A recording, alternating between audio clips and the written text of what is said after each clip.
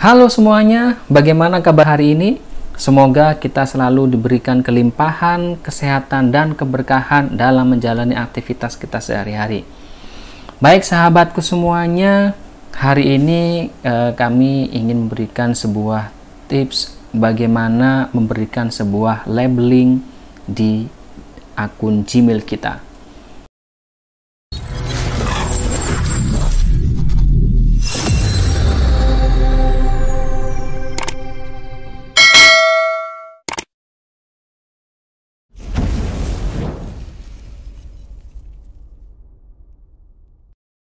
Ya, salah satu fitur yang dimiliki oleh Gmail itu adalah fitur labeling.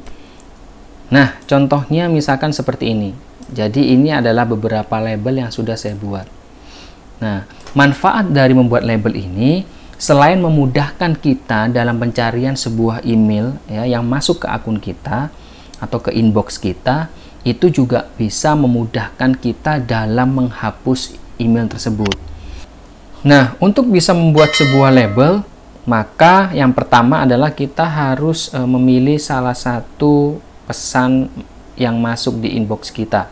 Misalkan, di sini saya mendapatkan sebuah email dari Music Lovers. Ini adalah siswa saya. Ini adalah siswa kelas 8. Nah, jadi saya pilih dulu di sini.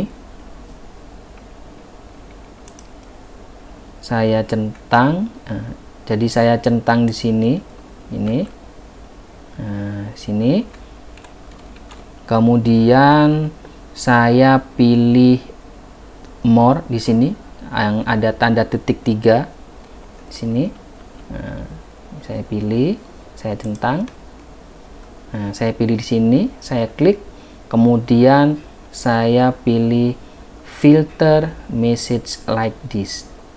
Saya klik. Nah, setelah itu saya akan pilih create filter di sini. Saya klik terlebih dahulu, klik. Dari create filter itu kemudian saya akan pilih apply this label. Nah, di sini kemudian saya pilih choose label di sini. Nah, saya klik. Kemudian saya pilih yang new label. Gitu ya. Jadi saya membuat label yang baru, saya pilih new di sini. Kemudian saya kasih label kelas 8 seperti itu. Nah, setelah kasih label, kemudian saya pilih create di sini. Oke. Nah, di sini kita akan centang yang also apply filter to tree matching conversations. Nah, jadi semua email dari Music Lovers tadi yang punya siswa saya itu akan otomatis masuk ke label kelas 8. Nah, di sini terdeteksi ada 3 email yang cocok ya, istilahnya ada email yang sama dengan Music Lovers. Nah, ini harus kita centang. Nah, seperti itu. Kemudian saya pilih create filter. Nah, saya klik lagi yang di sini. Ya, saya klik. Setelah kita membuat label, nah, di sini sudah ada label yang bernama kelas 8 gitu ya. Nah, email masuk dari Music Lovers sudah ada 3 di sini. Nah, kelas 8. Nah, setelah kita membuat sebuah label kelas 8 dan kita memasukkan semua siswa kelas 8 ke label yang sudah kita buat, maka pada saat kita lihat di inbox akan ada sebuah tanda khusus seperti ini. Nah, setelah kita membuat label seperti ini, bisa nggak kita membuat label yang kedua? Nah, bisa, kita bisa membuat label yang kedua. Jadi label yang kedua ini misalkan, anggaplah kita sebagai guru tidak tetap misalkan. Kita mengajar di SMP kelas 7 sekolah A misalkan. Kemudian kita mengajar lagi SMP kelas 7 di sekolah B misalkan. Nah, kita bisa membuat label misalkan di sini kelas 8, kemudian dia sekolah mana. Kita bisa membuat label seperti itu. Nah, caranya kita bisa langsung pilih salah satu email yang ingin kita berikan label kedua. Ingat ya, yang ini adalah label yang pertama. Dia berada di kelas 8. Berikutnya, kita akan memberikan label yang kedua, yaitu siswa ini kelas 8 dari sekolah mana, misalkan seperti itu.